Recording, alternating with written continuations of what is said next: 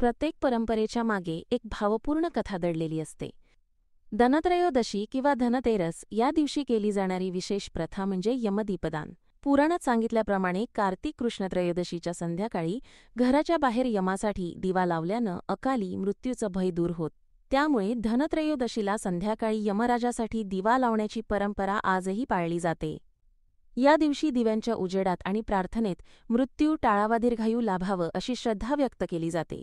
ही परंपरा का आणि कशी सुरू झाली यामागे एक प्राचीन पौराणिक कथा आहे. ही कथा अतिशय हृदयस्पर्शी आहे आणि तिच्यातून आपल्याला प्रेमश्रद्धा आणि शहाणपणाचा अमूल्य संदेश मिळतो. पूर्वीच्या काळी कुटुंब दिवाळीच्या दिवसांत अशा कथा एकत्र बसून ऐकत असत. कथा ऐकल्याने आपणास आपल्या संस्कृतीची जाण होते आणि सत्कर्मांची प्रेरणा मिळते. धनत्रयोदशीच्या यमदीपदानाची ही कथा ऐकताना आपलं मन निश्चितच भक्तिभावाने भरून जाईल आणि आपल्या प्रथेचं महत्त्व अधिक जाणवेल. चला तर मग लक्षपूर्वक ऐका ही भावपूर्ण कहाणी. प्राचीन काळी एका राज्यानं भरभराटलेलं सुंदर राज्य होतं. त्या राज्यावर राजा हिम यांचं राज्य होतं. राजा हिम हे न्यायप्रिय आणि प्रजाहितदक्ष शासक होते. त्यांच्या राजवटीत सर्वत्र सुखशांती नांदत होती. मात्र राजाच्या मनात एकच चिंता होती.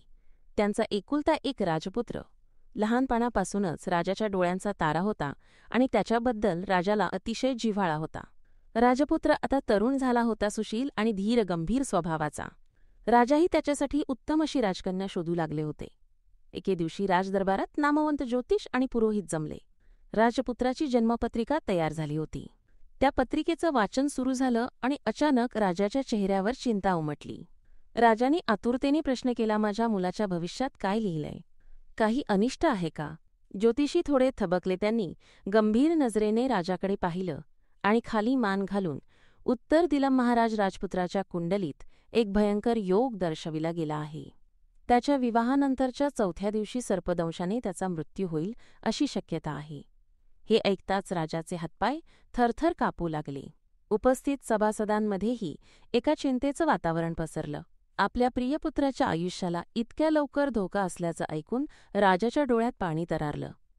हे दैवा, एवढ्या लहान वयात माझ्या मुलाचा मृत्यू लिहिला आहे. राजा स्वतःशीच पुटपुटला. राजपुत्र अवघा 16 वर्षांचा होता. राजाची अवस्था पाहून मंत्री आणि ऋषीसंतांनी त्यांना धीर दिला. एक ज्येष्ठ राजपुरोहित पुढे आले आणि म्हणाले, महाराज, कृपा करून धैर्य ठेवावे. प्रत्येक समस्येचा काही ना काही उपाय अवश्य असतो. राजा हिम व्याकुळ झाले होते. काही सुचेनासं झालं. ते उद्गारले, मी माझ्या पुत्राला वाचविण्यासाठी काहीही करायला तयार आहे. कुठला उपाय केला तर हा वाईट योग टळू शकेल का? राजाने हताश नजरेने सभेला विचारलं. सभेत काही क्षण शांतता पसरली.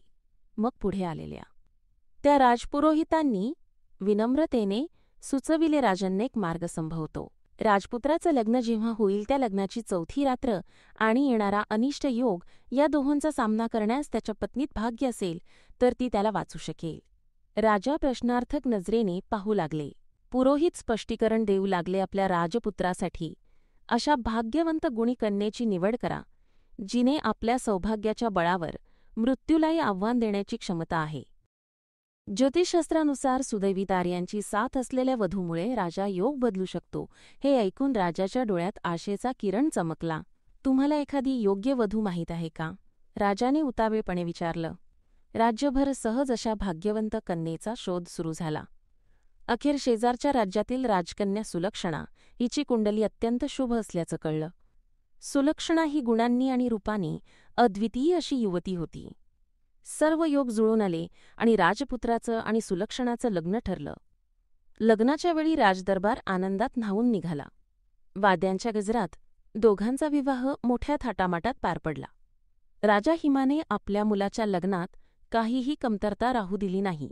प्रजाजनही नवदाम्पत्यावर भरभरून शुभाशीर्वादांचा वर्षाव करीत होते. नवविवाहित राजपुत्र आणि राजकुमारी सुलक्षणा एकमेकांच्या साथीने आनंदाने नवीन आयुष्याला सुरुवात करीत होते. परंतु या आनंद सोहळ्यातही राजाच्या मनात भीतीचं मळभ दाटलेलं होतं. राजपुत्राच्या विवाहानंतरची 4थी रात्र जवळ येत चालली होती, ज्या रात्रीची ज्योतिषांनी भयंकर भविष्यवाणी केली होती. लग्नाला काही दिवस झाले. राजपुत्र आणि सुलक्षणा महालात आपल्या सुखी संसाराच्या स्वप्नात रमले होते. मात्र राजपुत्राच्या आयुष्याविषयीचं भविष्यवाणीकडे कोणाचंही दुर्लक्ष झालेलं नव्हतं. स्वतः राजपुत्रालाही आपल्या भविष्यातील संभाव्य संकटाची कल्पना होती. त्याच्या हृदयात द्वंद्व सुरू होतं. एकीकडे त्याच्या आयुष्यात आलं होतं ते नवीन प्रेमपत्नी सुलक्षणाचा सहवास, तर दुसरीकडे मनाच्या कोपऱ्यात सतत बेसूर मृत्यूचं सावट. सुलक्षणालाही हळूहळू या भविष्यकथनाची माहिती झाली. आपल्या पतीला लग्नाच्या 4थ्या दिवशी सर्पदंश होऊन मृत्यू येईल हे ऐकून तिचं काळीज क्षणभर थांबल्यासारखं झालं. पण ती धीराची होती, निर्भय होती. तिने पतीसमोर आपल्या भावनांचा निचरा केला नाही, उलट मनाशी ठाम निश्चय केला, मी काहीही करून माझ्या पतीचं रक्षण करीन. शुभविवाहानंतर 4 दिवसांनी ती भयावह संध्याकाळ जवळ आली. तो दिवस धनत्रयोदशीचा दिवस होता. सूर्यास्त होत आला तसे राजदरबारात तणाव वाढू लागला. राजाचे हात सतत भगवान विष्णूच्या माळेवर होते. महाराणी देवाऱ्यात अस्वस्थपणे देवीची प्रार्थना करत होती. राज्यभर जणू एक भयाण शांतता होती. महालाच्या आवारातही पहारेकरी सावध होते, जणू कोणत्या अज्ञात शत्रूची वाट पाहत होते. त्या संध्याकाळी सुलक्षणाने आपल्या पतीसाठी विशेष पूजार्चा केली. तिने देवीचा आशीर्वाद मागितला, माझ्या पतीचे रक्षण करा, त्यांना दीर्घायुष्य लाभू दे. पूजा करून तिने स्वतःला मानसिकदृष्ट्या तयार केलं. संध्याकाळ पडताच सुलक्षणाने महालातील नोकरचाकरांना हळुवार सूचना दिल्या. राजपुत्राला तिने आपल्या शयनकक्षात आराम करण्यास बसवले. तेवढ्यात तिच्या सांगण्यावरून सेवकांनी दिवेवात आणि तेल यांची व्यवस्था केली. सुलक्षणा स्वतः देखील सगळीकडे दिवे लावण्यास मदत करू लागली. त्या रात्री जशी काळोखी रात्र चढू लागली तसतशी राजकुमारी सुलक्षणाने संपूर्ण महाल दिव्यांच्या प्रकाशाने उजळून काढला. तिने 1-2 नव्हे तर असंख्य मातीचे दिवे प्रज्वलित केले. राजप्रासादाच्या प्रत्येक कोपऱ्यात, विशेषतः राजपुत्राच्या खोलीबाहेरच्या दाराजवळ तिने दिव्यांची रांग लावली. ज्योतिषांनी सांगितलेली वेळ जसजशी जवळ येऊ लागली तसतसा दिव्यांचा उजेड अधिक तेजस्वी केला गेला. सुलक्षणाने आपल्या दागिन्यांच्या पेट्या खोलून सर्व सोन्या चांदीच्या दागिन्यांचा एक मोठा ढीग त्या दारासमोर जमवला. झळाळत्या सोन्याच्या दागिन्यांचा तो ढीग दिव्यांच्या प्रकाशात अधिकच लुकलुकू लागला. जणू काही चमचमता सोन्याचा पहाडच त्या दारात उभा होता. राजकुमार आश्चर्याने हे सगळं पाहत होता. त्याने चिंताग्रस्त होत सुलक्षणाला विचारलं, प्रिय सुलक्षणे, हे तू काय करत आहेस? या दिव्यांनी आणि दागिन्यांच्या ढिगाने काळाला तू रोखून धरशील असं वाटतं का तुला? त्याच्या शब्दांत हताशा होती. सुलक्षणाने त्याचा हात आपल्या हातात घेतला. डोळ्यांत आत्मविश्वास भरून म्हणाली, स्वामी, मी कोणताही शक्य प्रयत्न सोडणार नाही. विश्वास ठेवा, देव इच्छा असेल तर नशीब बदलू शकतं. मला माझ्या प्रेमाच्या शक्तीवर आणि देवीच्या कृपेवर पूर्ण विश्वास आहे. राजपुत्राने तिच्या डोळ्यांकडे पाहिले. त्या डोळ्यांत ना भीती होती ना शंका, फक्त अतूट विश्वास होता. त्याला थोडा धीर आला. तो मनोमन तिच्या धाडसाचं आणि प्रेमाचं कौतुक करू लागला. रात्र अधिकच गडद होत चालली. राजपुत्राला जागं ठेवण्यासाठी सुलक्षणाने आग्रह केला, स्वामी, तुम्ही आत्ता निद्राधीन होऊ नका. चला, मी तुम्हाला गोष्ट सांगते, काही गाणीही गाऊया. तिने त्याला हलकेच हसत म्हटलं. राजपुत्राचं मन मात्र चिंतेने भरून आलेलं होतं. प्रियाच्या रात्री गोष्ट सांगून काय होणार आहे? माझं भाग्य बदलणार आहे का? तो उदासवाणी पुटपुटला. सुलक्षणा त्याला उत्साहाने बोलती ठेव पाहत होती. कधीकधी परमेश्वर मनुष्यमार्फत चमत्कार घडवतो. तुम्ही फक्त माझ्यावर आणि माझ्या गोष्टींवर लक्ष केंद्रित करा, असं म्हणून सुलक्षणाने गोष्टीची सुरुवात केली. तिच्या मधुर आवाजात तिने जुनी पौराणिक कथा सांगायला सुरुवात केली. एका पाठोपाठ एक कथा ती सांगत होती. कधी भक्तीची कथा, कधी शौर्याची, तर कधी यमराजालाच नमवत जीव वाचविणाऱ्या सत्यवती सत्यवानासारख्या वीर स्त्रीची कथा. सुलक्षणामध्येच भक्तिमय गीतेही गाऊ लागली. तिचा स्वर इतका मंजूळ होता की ऐकणारा मंत्रमुग्ध होईल. राजपुत्र तिच्या गोष्टी आणि गाण्यांच्या प्रवाहात गुंतत गेला. त्याचं भय काही काळासाठी तरी निवळलं. महालाच्या बाहेर मात्र गडद अंधार पसरला होता आणि त्या अंधारातून मृत्यूचा देव यमराज आपल्या नियोजित कार्यासाठी धावत येत होता. कालप्रवाह थांबत नाही आणि मृत्यू आपल्या वेळेवर येणारच. यमराजाने आज सर्पाचे रूप घेतले होते. काळ्या विषारी नागासारखा तो महालाकडे सरकू लागला. त्याच्या डोळ्यांमध्ये ठरवलेल्या शिकारीचा निर्धार होता. आज राजपुत्राचा आत्मा हस्तगत करूनच परत जाईन असं तो स्वतःशीच म्हणत होता. राजाच्या महालाजवळ पोहोचताच त्या नागयमाने फणा काढला आणि आपल्या चपट्या जिभेने हवेचा अंदाज घेतला. मात्र हाय! पुढच्याच क्षणी यमराज चकित झाला. ज्या राजकुमाराच्या जवळ जाण्यास तो आला तिथे तर त्याला दाराशी प्रखर प्रकाश दिसू लागला. महालाच्या प्रवेशद्वारातच तेजस्वी दिव्यांची प्रभा पसरलेली होती आणि तिथेच चकाकणाऱ्या सोन्या चांदीचा ढीग देखील होता.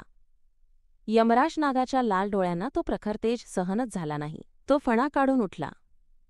त्या उजेडाने त्याचे दिपून गेले. काही क्षणांसाठी त्याला काहीच दिसेनासं झालं. तो थबकला. पुढे जायचं तर उजेडातून जावं लागेल आणि ते त्याला अशक्यप्राय होत होतं. आत सारं शांत होतं. सुलक्षणाचा स्वर संपूर्ण राजमहालात घुमत होता. यमराजाला त्या स्वराचे सूरही ऐकू येऊ लागले. आश्चर्याने त्याने आपला नागरूप बदलला आणि अदृश्य राहून दारातच अवघडल्या स्थितीत पाहू लागला. त्या मधुर गाण्याने आणि कथांनी यमराज अगदी मंत्रमुग्ध झाला होता. जे काम करण्यासाठी तो आला होता ते काही काळ विसरून तो त्या सुरेल स्वराचे रसास्वाद घेत बसला. यमराज आता दाराच्या उंबरठ्यापलीकडे जाऊ शकत नव्हता म्हणून त्याजवळच जमिनीवर विणलेल्या सुंदर चटईवर जणू स्थानापन्न झाला आहे असा भास निर्माण झाला. समोरचा सोन्या रुपयाचा ढिगारा त्याला आसनासारखा भासला.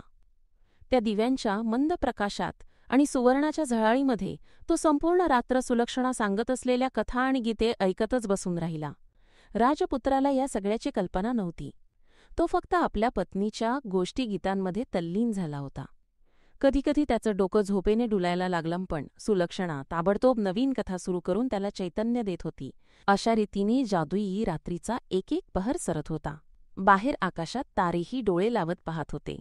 क्षितिजावर थोडं फिकटपण जाणवू लागलं. उशेचा किरण हळूहळू आसमंतात पसरू लागला आणि पहाट झाली. कोंबड्याने आरवून नवप्रभात असल्याची वर्दी दिली. महालाच्या आवारात तैनात पहारेकऱ्यांनीही हायसे मानले. भीषण रात्र संपली होती. आत शयनकक्षात दिव्यांचा प्रकाश अजूनही लुकलुकत होता. सुलक्षणाचे डोळे मात्र रात्रभर जागरण केल्याने किंचित कोमेजले होते पण आनंदाने तिच्या चेहऱ्यावर तेज आलं होतं.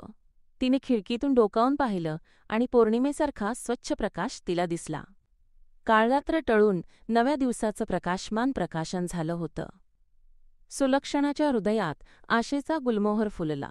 तिने थरथरत्या हातांनी पतीचा हात हातात घेतला. डोळ्यात अश्रू तरळले आणि हळुवार स्वरात म्हणाली, स्वामी पहा पहाट झाली. आपण सुरक्षित आहोत. राजपुत्र काही क्षणांना निश्चल झाला. त्यानंही बाहेरचं उजेड पाहिलं आणि त्याच्या चेहऱ्यावर आनंद आणि आश्चर्य यांचा मिलाफ दिसला. हे शक्य झालं तो पुढं काही बोलू शकला नाही. दोघांचेही डोळे आनंदाश्रूंनी भरून आले. सुलक्षणाने भक्तिभावाने हात जोडून देवाचे आभार मानले. राजपुत्राच्या मनात आपल्या पत्नीबद्दल अपरंपार प्रेम आणि कृतज्ञता दाटून आली. यमराजाने आपला हेतू साध्य करण्याची उचित वेळ गमावली होती. पौर्णिमा होताच त्याला आपल्या यमलोककडे परतावे लागले. त्या दिवशी राजपुत्राचा जीव घेण्याचा मुहूर्त टळून गेला होता. यमराजाने निराश होऊन परत जाताना मनातच विचार केला, ज्यांना अशी प्रेमळ आणि धर्मपरायण पत्नी आहे त्यांना मीही हार मानतो. यमराजाचा पराभव झाला होता आणि एक प्रेमाचा विजय झाला होता. सकाळ होताच हा सुयोग वार्तेप्रमाणे संपूर्ण राजवाड्यात पसरला. राजा हिम स्वतः घाईघाईने राजपुत्राच्या गृहाकडे धावले. त्यांना स्वतःच्या डोळ्यांवर विश्वास बसत नव्हता. त्यांचा लाडका मुलगा सुरक्षित आणि सुखरूप होता. राजा भावविवश झाला आणि त्याने राजपुत्र आणि सुलक्षणा या दोघांनाही आवेगाने मिठी मारली. महाराणीचे देखील आनंदाश्रू थांबेना. राजकुमारी सुलक्षणाने आपल्या चातुर्याने आणि श्रद्धेने मृत्यूच्या जबड्यातून आपल्या पतीचे प्राण वाचवले होते. त्या दिवशी राजमहलात आनंदोत्सव साजरा करण्यात आला. सर्वांनी सुलक्षणाचे कौतुक केले. राजाने तिला आशीर्वाद देताना म्हटलं, मुली तू आमच्या कुलाची स्वतःच्या शक्तीने राखण केली आहेस. आम्ही सदैव तुझे ऋणी राहू. अशा रीतीने एक प्रेमळ पत्नीच्या धैर्याने आणि प्रसंगावधानाने मृत्यूवर विजय मिळवला गेला. तेव्हापासून दरवर्षी धनतेरसला यमदीप दान करण्याची परंपरा सुरू झाली. आजही बरेच जण या कथेचे स्मरण करतात आणि घराच्या दाराशी दिवा लावतात. विशेष करून 13 दिवे तेलाने प्रज्वलित करून दक्षिण दिशेला ठेवण्याची प्रथा आहे, जेणेकरून यमदेव प्रसन्न होऊन अकाल मृत्यू टाळील अशी श्रद्धा आहे. या कथेतून आपल्याला हेही शिकायला मिळतं की प्रेमश्रद्धा आणि युक्ती यांच्या साह्यानं अगदी विधिलिखित काळालाही झुंजार देता येऊ शकतं. ही कथा जरी पौराणिक असली तरी तिच्यातील संदेश अतिशय मौल्यवान आहे. आजच्या युगातही आपल्यावर संकटांचं सावट असो, आपण आशा आणि धैर्य सोडू नये. श्रद्धेने आणि प्रयत्नांनी कठीण प्रसंगांवर मात करता येते, हेच या कथेतून अधोरेखित होतं. मित्रांनो, धनत्रयोदशीच्या यमदीपदान कथेतून आपल्या सगळ्यांना नवीन ऊर्जा आणि सकारात्मकता मिळो हीच इच्छा. जर तुम्हाला ही कथा आवडली असेल तर आमच्या या कथेला नक्की लाईक करा. आपल्या भावना आणि प्रतिक्रिया कमेंटमध्ये लिहा आणि पुढच्या अशा सुंदर कथा ऐकण्यासाठी आमच्या चॅनलला सबस्क्राईब करायला विसरू नका. धन्यवाद.